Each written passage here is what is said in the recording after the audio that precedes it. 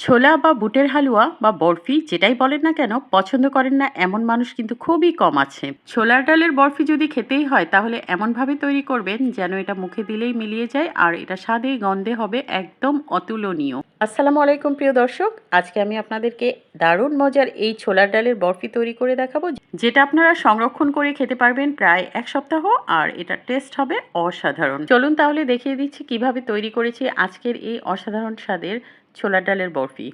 বরফি তৈরি করার জন্য এখানে আমি 2 কাপ ছোলার ডাল 2 ঘন্টা আগে ভিজিয়ে রেখেছিলাম। ডালটাকে আমি বেশ কয়েকবার পরিষ্কার পানিতে ধুয়ে নিয়েছি। এবার এই ডালটাকে সিদ্ধ করে নিব। আর এর জন্য একটা প্যানে প্রথমে ডালটা নিয়ে নিচ্ছি। এখানে আমি প্রথমে দিয়ে দিচ্ছি 1.5 কাপ লিকুইড দুধ। এবার দিয়ে দিচ্ছি 1.5 কাপ পানি।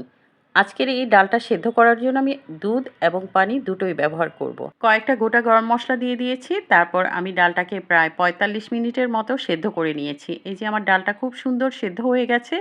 ঠিক এরকম পানি এবং দুধ থাকা অবস্থায় আমি চুলাটা অফ করে এখন এটাকে ঠান্ডা হওয়ার জন্য এক সাইডে রেখে দিব। তারপর ডালটাকে আমি ব্লেন্ড করে নিব।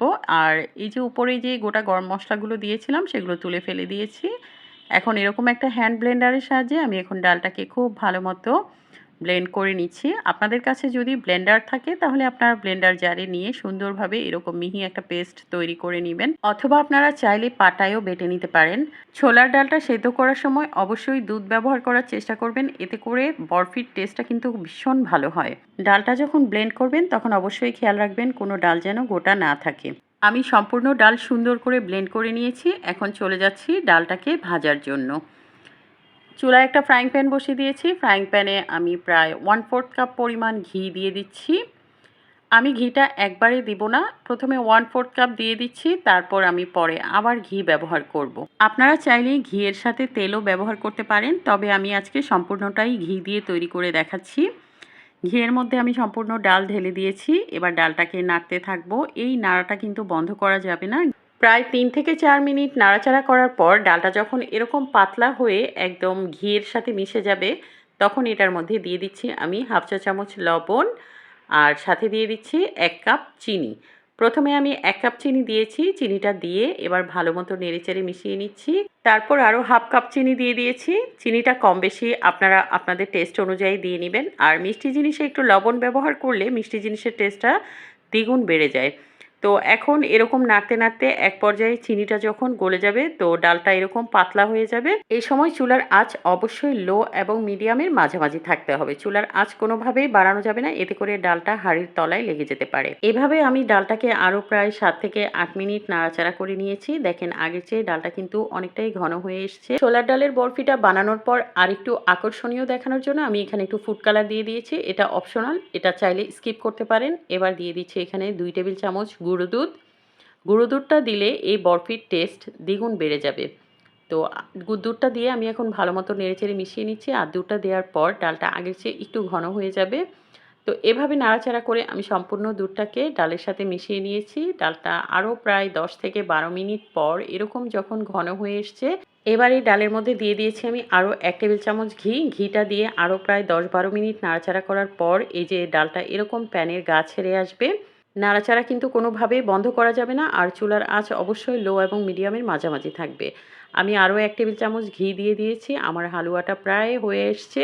আমি প্রায় 35 থেকে 40 মিনিট নাড়াচাড়া করার পর আমার এই হালুয়াটা দেখেন প্যানের গা ছেড়ে একদম আলাদা হয়ে যাচ্ছে। আরও প্রায় 5 মিনিট নাড়াচাড়া করার পর হালুয়াটা যখন এরকম প্যানের গা ছেড়ে আলাদা হয়ে গেছে, আমি চুলার ফ্লেমটা অফ করে দিয়েছি। এবার চুলা থেকে নামিয়ে খুব দ্রুত আমি এটাকে একটা ডিশে ঢেলে নিব। ডিশে আমি আগে থেকেই একটু ঘি ব্রাশ করে রেখেছিলাম। তো এরকম একটা ফ্ল্যাট ডিশে ঢেলে আমি এটাকে একটা স্প্যাচুলা দিয়ে ইভেনলি স্প্রেড করে দিচ্ছি, যাতে করে এর ওপর সাইডটা বেশ স্মুথ হয়। চারপাশটাও একটু সমান করে দিচ্ছি। আর আপনারা বরফিটা ঠিক কতটা মোটা বা পাতলা করে কাটবেন সেই অনুপাতে আপনারা স্প্রেড করে দিবেন। আর উপরটা দেখেন আমি এভাবে স্প্যাচুলা দিয়ে একদম স্মুথ ফিনিশিং দিয়ে নিয়েছি।